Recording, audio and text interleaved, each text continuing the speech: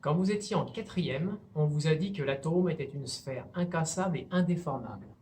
Maintenant que vous êtes en troisième et que vous avez grandi, on peut s'approcher davantage de la vérité.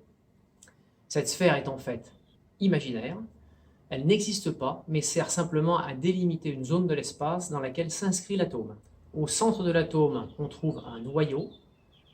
Ce noyau est composé de protons, charge électrique élémentaire positive, en vert sur le schéma, et de neutrons, charge électrique nulle, non représentée.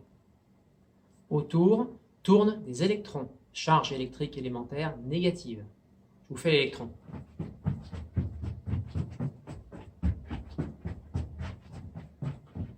Bon, je pense que c'est à peu près clair du coup. Et le reste, eh bien c'est du vide. Il n'y a rien d'autre dans l'atome.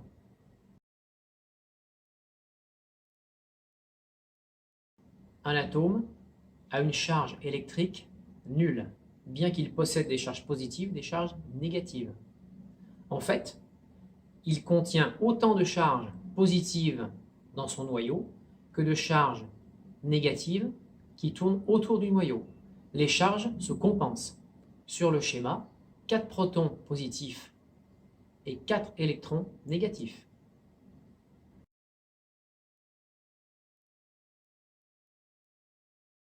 Dans la classification périodique, on peut lire les symboles des atomes en grand et devant, en bas, en petit, un chiffre.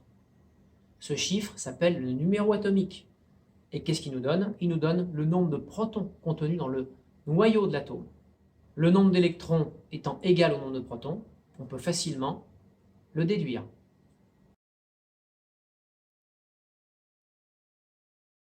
Dans le cas de l'atome d'oxygène, le numéro atomique est égal à 8. On en déduit qu'il y a 8 protons dans le noyau de l'atome d'oxygène. Et il y a donc 8 électrons qui tournera autour, ce qui fait que l'atome d'oxygène sera bien neutre. Sa charge électrique sera nulle.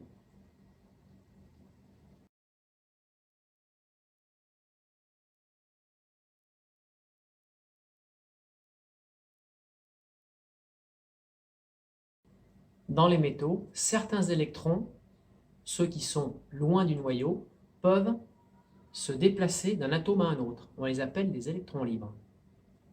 Quand un circuit électrique est ouvert, ces électrons libres se déplacent de façon désordonnée. Il n'y a donc pas de courant électrique. Si on ferme le circuit, ces électrons vont se déplacer de façon ordonnée, c'est-à-dire qu'ils vont tous aller dans le même sens, et se diriger vers la bande positive du générateur. C'est le courant électrique.